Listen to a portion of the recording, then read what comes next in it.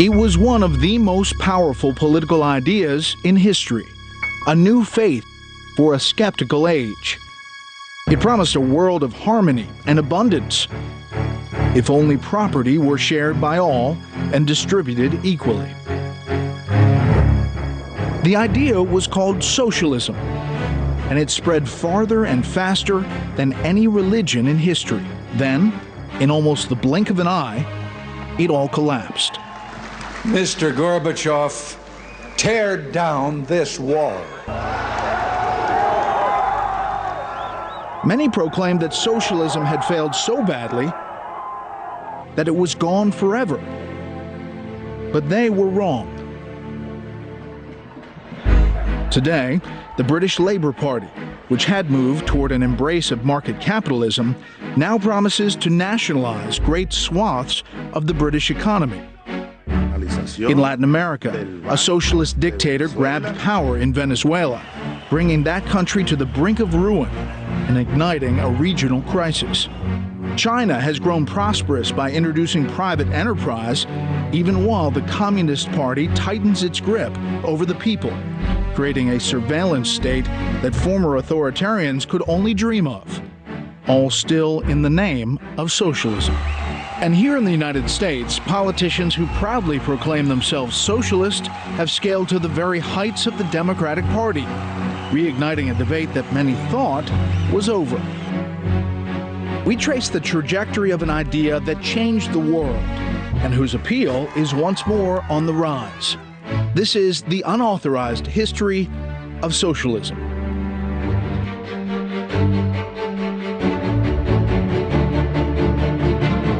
I knew my latest project for Fox Nation, a 3-hour, 6-part series about socialism, would be timely.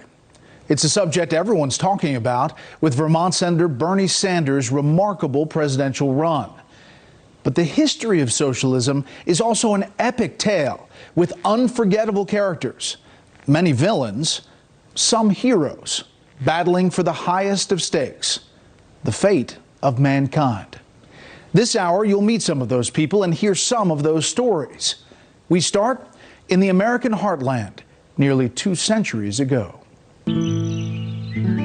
Indiana, 1825. A great experiment was unfolding on the banks of the Wabash River. It was called New Harmony, and it would be a community of equality, heralding a new way of life and eventually a new kind of world. Its founder was a British industrialist named Robert Owen, and his followers would soon coin a name for his vision: socialism. He called this the second coming of the truth. I think he really did believe he was the second Messiah, that he had come, unlike Jesus, who could only tell the truth in parables. Owen, on the other hand, could actually say the literal truth because he had the science. To coincide with the 50th anniversary of the Declaration of Independence, Owen issued what he saw as the next step in the liberation of humankind, the Declaration of Mental Independence. From here forward, he proclaimed, man was free from the trinity of evils responsible for all the world's misery and vice: traditional religion, conventional marriage, and private property. The last of these was key. The quest to do away with private property would animate socialism for the next 150 years. On April 27, 1825, Robert Owen welcomed 800 eager arrivals to the town he had rechristened New Harmony. One group in particular was attracted to New Harmony: intellectuals. Managing the community's economy without individual ownership proved highly inefficient. One New Harmony member wrote that even salads were deposited in the store to be handed out, making 10,000 unnecessary steps and causing them to come to the tables in a wilted, deadened state. Before long, Many members were losing their enthusiasm for Owen's experiment.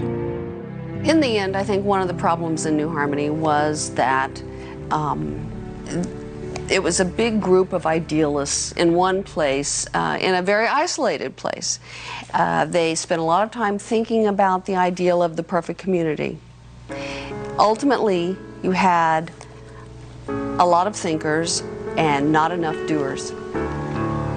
After 2 years, several reorganizations, and 7 different constitutions, Owen's great experiment collapsed. Owen had a very hard time acknowledging that there was a failure at New Harmony, and through a period of many months when everyone around him, including his sons, was saying things are falling apart, Owen was saying things are going great here. But eventually he couldn't keep up that pretense any longer because everyone was leaving. And so Owen found a kind of alibi, I think, in blaming the people who came to New Harmony as being poor human material for his experiment. Owen's son, Robert Dale, stayed at New Harmony after its collapse. He had a different assessment of his father's experiment. He wrote, "All cooperative schemes which provide equal remuneration to the skilled and industrious and the ignorant and idle must work their own downfall, for by this unjust plan they must of necessity eliminate the valuable members and retain only the improvident, unskilled, and vicious." Owen kept singing the praises of socialism. One man listening was Friedrich Engels, who teamed up with Karl Marx to argue that not only was socialism desirable, it was inevitable. The story behind their Communist Manifesto is recounted in my series on Fox Nation. But next, the world's first socialist state and Lenin's bloody terror.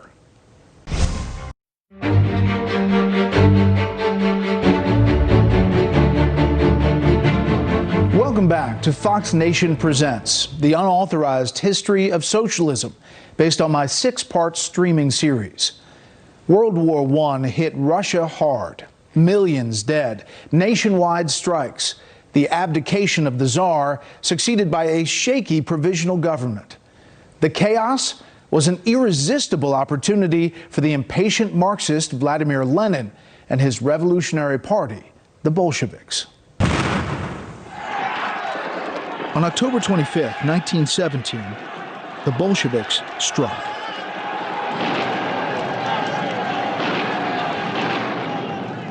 This is a later Soviet reenactment of Lenin's men storming the Winter Palace in St. Petersburg.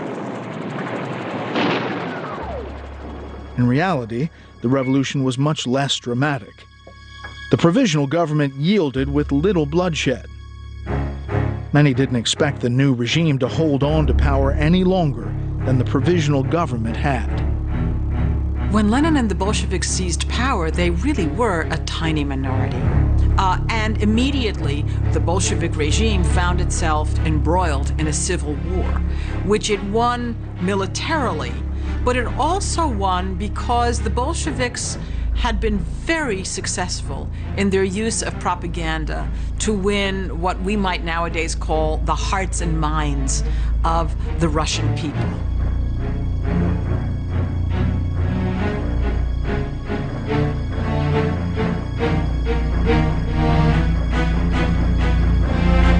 Through posters, leaflets, and speeches, Lenin tried to convince Russians of just who were the enemies of the people and who were their saviors. But Lenin didn't stop with propaganda. The enemies of the people were marked for retribution, including priests, many peasants, and his political opponents. Lenin began with Nicholas II, the last Tsar to reign over Russia. Him, his wife, their 5 children, the doctor, the servants were all massacred. And then their bodies were cut up and burned, and then what was remained was buried in a shaft which was only discovered a few years ago. Then, in August of 1918, a revolutionary who felt that Lenin had betrayed the revolution took 2 shots at him and wounded him almost fatally. Whereupon Lenin and his henchmen agreed to carry out Red Terror. This was a terrible thing. People were taken out of prison where they were put political prisoners who had never been tried, had done nothing against the Bolsheviks, and were just summarily shot. And this shooting went on. Hundreds of people were shot at night. Many others found themselves banished to forced labor camps. Later, under Joseph Stalin, the system would become known as the Gulag. A part of the Red Terror was the gathering of all opposition members into concentration camps outside of major cities.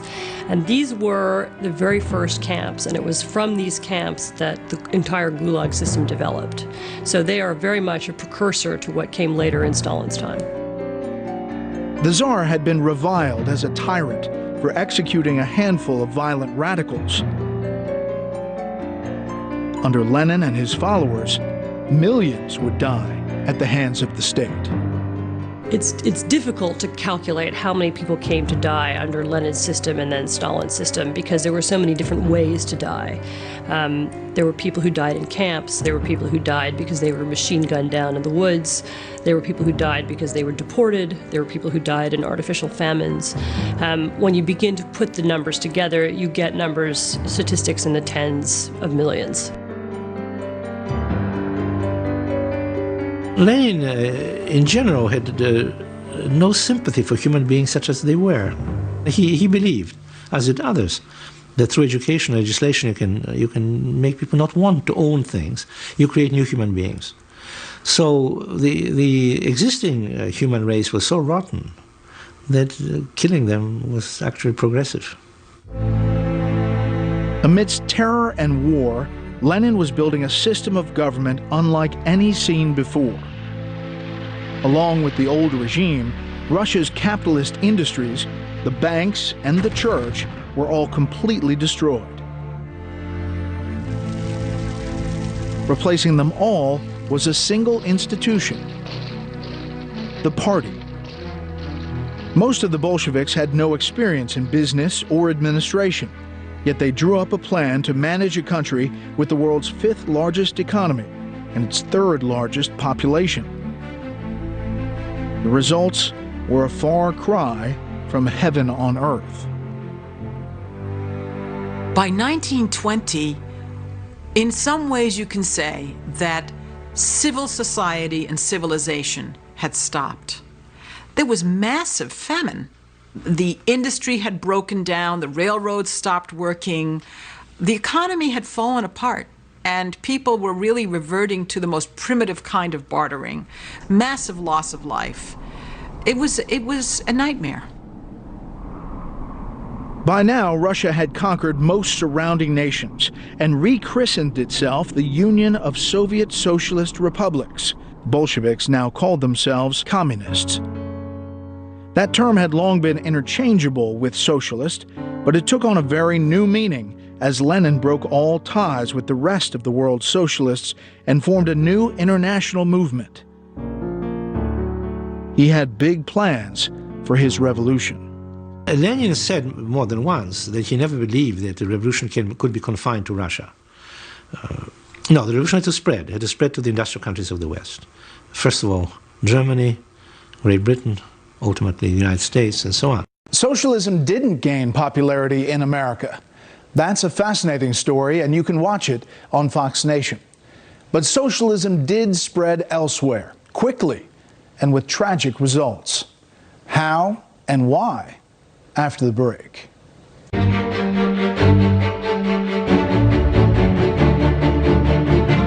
Returning to Fox Nation presents The Unauthorized History of Socialism.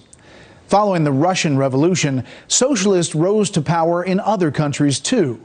They had different ideas, but nowhere did the reality of socialism live up to its promises. Vladimir Lenin died of a brain hemorrhage in January 1924. He was only 53 years old. But in his relatively short life, he had laid out a path to power for revolutionaries around the world. What Lenin did electrified, excited, inspired, terrified different people all over the world, depending on their frame of mind. And one of the more curious things it did was it gave birth to fascism. Lenin had showed that you could take Marxist doctrine and sort of twist it all around. And there was Mussolini in Italy, and he says he too is a revolutionary. For him, like for Lenin, making the revolution is the main thing. And he says, well, if we could throw out the proletariat and put in the vanguard of the proletariat, maybe we could throw out the proletariat and put in the nation instead. And all over Europe, there were groups of socialists who suddenly became nationalists.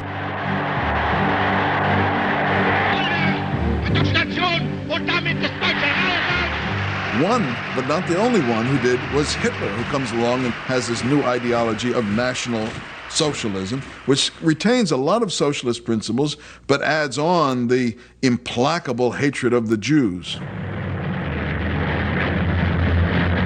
Benito Mussolini joined forces with Adolf Hitler to launch a world war even more devastating than the last. The alliance between Italy, Germany, and Imperial Japan placed Mussolini in bloody opposition to his old socialist comrades.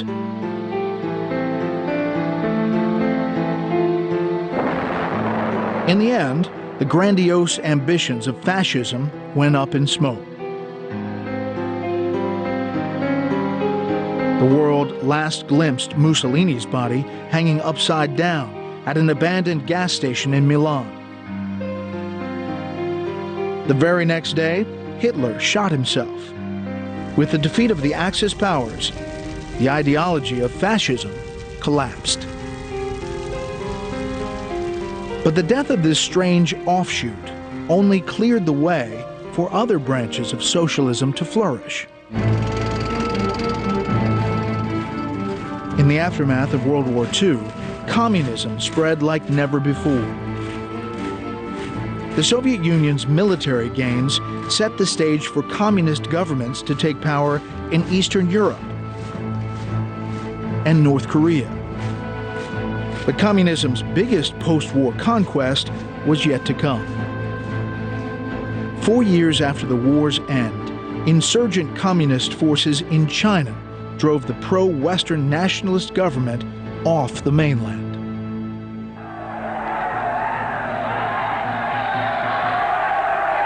In January 1949, the communists marched into Beijing to declare the birth of the People's Republic of China.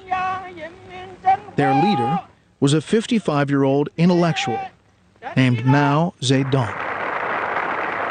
Mao was a true revolutionary. He did not believe in normalcy. He did not believe in routine. He disliked bureaucracy. What he did was to mobilize millions of peasants to join the communist revolution. Mao gave the Chinese people what came to be called the Iron Rice Bowl, a promise of lifelong economic security at a minimum level. The price was submission. The party would come to control everything: the books people read, the clothes they wore, even whom they married and how many children they had. Mao felt that one has to really not wait for changes in the social system at all, but change human beings just as they are at once. That means to re-educate them and cut them off from all previous culture. Lenin allowed his people to read the classics and had access to the old literature. And Mao cut it all off, and for a while all they could read is inanities in the so-called Red Book. So he had this idea that if you do that, you completely cut them off from the past and create new human beings that way. For nearly a decade, China followed the Soviet model of nationalized industry and collectivized agriculture. But the results were disappointing, and Mao grew impatient. He became disillusioned with the Soviet model, and he thought he could improve upon it and bring communism overnight. He was truly a utopian thinker. And so that is when, in the late 1957, he launched what has been come to be called the Great Leap Forward. At the core of the Great Leap Forward was a new Chinese institution, the People's Communes, more than 23,000 of them, comprising more than 500 million people. By mobilizing the country's vast labor pool, Mao believed his experiment would catapult China ahead of the West in both agriculture and industry. But the country's frenzied commitment to the Great Leap Forward led only to impossibly high production quotas and inferior products. In one program, the government tried to speed up steel production by encouraging peasants to build backyard steel mills on communes across China. For raw materials, the peasants donated iron goods from their own homes, including woks and other cooking utensils. The steel produced was worthless. Mao also emphasized on agriculture production. One way he thought speeding up the agriculture growth was to plant it more densely, and that's scientifically irrational, and that did not really increase the production. Very soon, in 1959, there was also some drought, flood, and sort of natural disaster, plus this human policy, and that became a killer combo. The peasants were forced to work long hours every day. They were totally exhausted by this. They weren't getting enough food to eat. They were literally, in some areas, starving. And it is estimated that this utopian idea led to the death of 30 to 40 million Chinese peasants. Again, go to Fox Nation to learn more about the spread of socialism, from Europe to Africa to the Israeli kibbutz. But when we return, the high drama of Soviet communism's sudden collapse.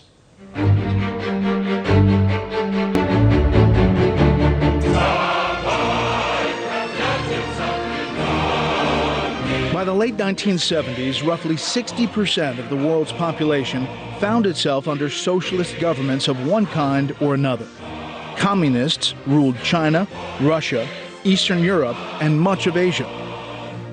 Third world socialist governments controlled 30 nations in the Middle East and Africa. Social democratic parties held majorities in much of Western Europe. Even with all its problems, socialism was still in power.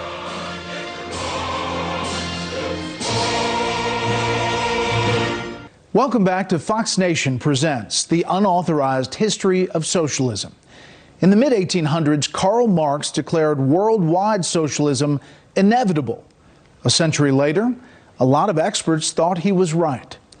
An American president strongly disagreed, and it was Ronald Reagan's words that proved prophetic. What I'm describing now is a plan and a hope for the long term. The march of freedom and democracy, which will leave Marxism, Leninism on the ash heap of history as it has left other tyrannies which stifle the freedom and muzzle the self-expression of the people. Poland was the first domino to fall. Solidarity, the independent trade union, had managed to survive underground through the 1980s. Faced with rising discontent, the Polish communists finally gave in to demands for parliamentary elections. There were free elections held, but there was a trick, which was there were certain seats that were supposed to be guaranteed for the government, which the opposition was not allowed to run against. And yet, it may be the only time in history that candidates ran unopposed and still lost. Voters simply crossed the communist names off the ballot. Meanwhile, Solidarity had captured 99 out of 100 seats in the new Senate. All the while, Moscow stood by in silence. The Polish events had a huge effect on the Soviet Union. To see people like us doing something completely different, just standing up and opposing, that was something people couldn't believe. We couldn't believe it was happening on our doorstep. And in this respect, the victory of Solidarity-led coalition in parliamentary elections in June 1989 was something that started the final stage of the collapse of what was called the Eastern Bloc. Next year, the Warsaw Pact was gone. Magyar Köztársaság!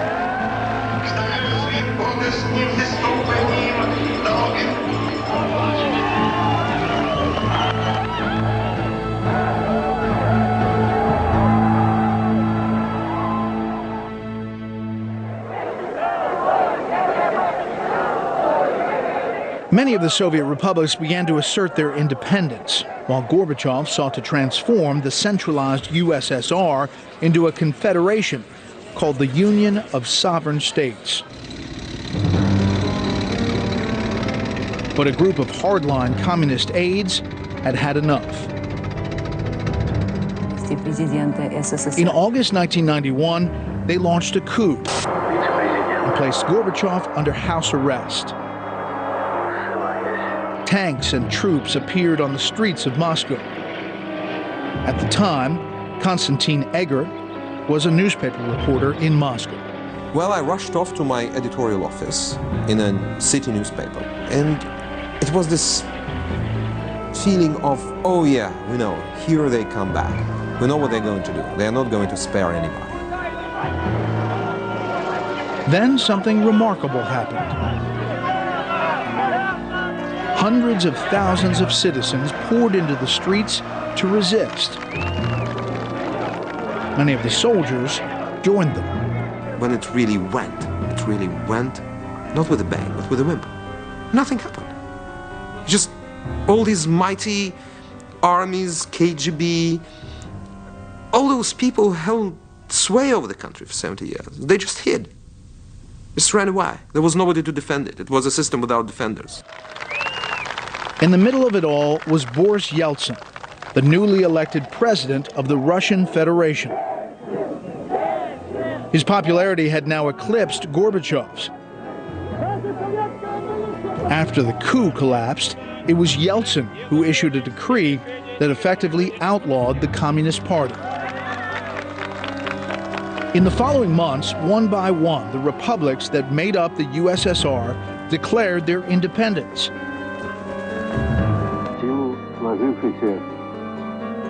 On Christmas Day, 1991, Mikhail Gorbachev resigned as leader of the disintegrating Soviet Union.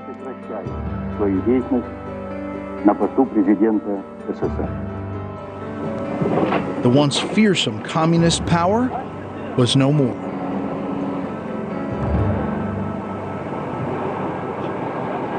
When I think about the fate of socialism, and when I think about the fate of socialism in other countries where it still supposedly exists, for example, China, I always remember this 1980s experience in Russia. You go to a small corner, very quiet, and whisper there, freedom. And suddenly it echoes all over the place, freedom, freedom, freedom, and you can't stop it. It's like an avalanche. That's my impression of this era. The collapse of Soviet communism seemed to signal the end of socialism. So how, with such a dismal record, did socialism keep its allure? That's next.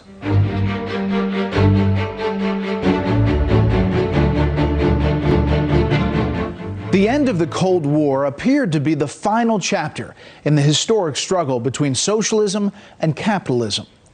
People took back their freedom, and free markets lifted a large swath of mankind out of poverty. There would be no returning to socialism, right? Think again. We've had this tremendous debate and fight over socialism for a century, and it's over. And then suddenly, just within a decade after, 1998, Hugo Chavez gets himself elected president of Venezuela, essentially promising socialism. Hugo Chavez vowed to redistribute the country's vast wealth. At first, he brought Social Democrats and Cuba-supporting socialists together under a banner of nationalism to make what he called a Bolivarian revolution. He followed much of the Democratic Socialist playbook. Spending on social programs grew to represent 40% of GDP. Co-ops were created to replace corporations, and Chavez won 4 national elections in a row. But when oil prices fell, the flaws of what was now called Chavismo were starkly revealed.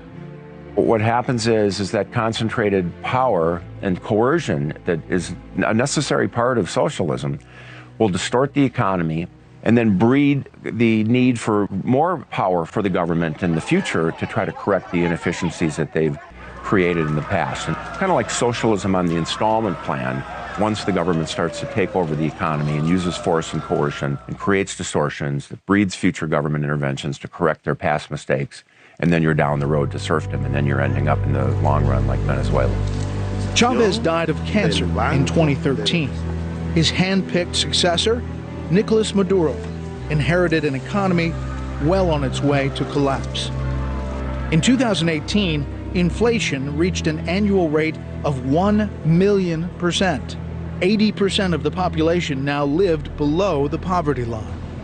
There was a study a year ago which found that the average Venezuelan had lost almost 20 pounds just from hunger. The country is a complete wreck. Food is very scarce. Medicine is hard or impossible to come by. There's, as well as ordinary things like soap and toilet paper and so on that people just can't get. And the result is the country is disappearing. That is, in the last 3 years, 15% of the population of Venezuela has fled Venezuela. When we return, Bernie, AOC, and socialism in 21st century America. A just-released Fox poll finds Americans prefer capitalism to socialism by a 2-to-1 margin. Then, look at the Democratic presidential primaries. Could the United States be on the cusp of socialist transformation? It's always a bit tricky to pin people down when they say that they're socialists in the 21st century, because they certainly don't want to be associated with the Soviet Union, and they'll always deny they've anything to do with Venezuela, or for that matter, North Korea. What is democratic socialism? Yeah. Fair question? Okay, so let's talk about it.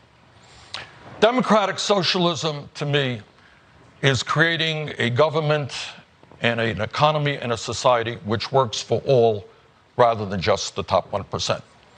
It means ending the absurd inequalities that exist today. And they say, well, actually, we really mean Sweden. And I often ask myself if they've ever been to Sweden, because if you go to Sweden today, you'll see a vibrant, dynamic, free market economy with a fully functioning democracy. A just society, a loving society, is one that guarantees health care to all people. On one point, socialists have been consistent, however. The focus of their efforts is on the redistribution of wealth, not its creation. Young, tech-savvy democratic socialists like Alexandria Ocasio-Cortez argue that we now live in a world of such abundance that all we have to do is get the sharing part right. Because now we are approaching infinite resources. And capitalism is based on scarcity. And what happens when there is enough for everyone to eat? What happens when there is enough for everyone to be clothed? The democratic socialists, I guess, are repackaging socialism to try to present it to the American people, especially young people, as some kind of idea that might work if they just get the details correct, or if they just have the right central planners or the right bureaucrats or the right policymakers or the right politicians. We will make public colleges and universities tuition-free and cancel all student debt.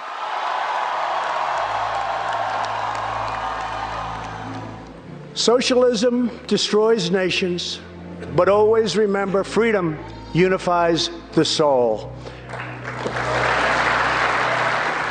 And so a debate that many thought was over starts again.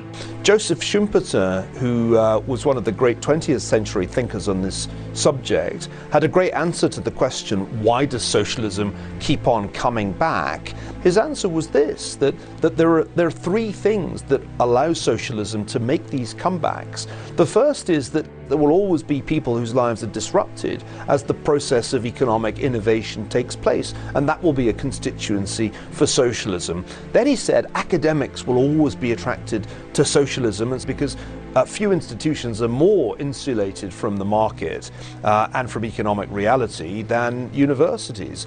And finally, he said, there will always be a state bureaucracy of people who want to increase the scope of the bureaucracy. So Schumpeter argued that even although socialism was bound to fail wherever it was tried, and I'm afraid that's why it keeps on coming back just when you think, like Glenn Close in Fatal Attraction, it's dead. That's our program. I hope you're now ready to check out all of the unauthorized history of socialism on Fox Nation. There, you can also stream other programs I've done for Fox News, from politics to profiles to my 3 Days History series about pivotal moments in the presidencies of FDR, Eisenhower, and Reagan. For Fox Nation and Fox News, thanks for watching.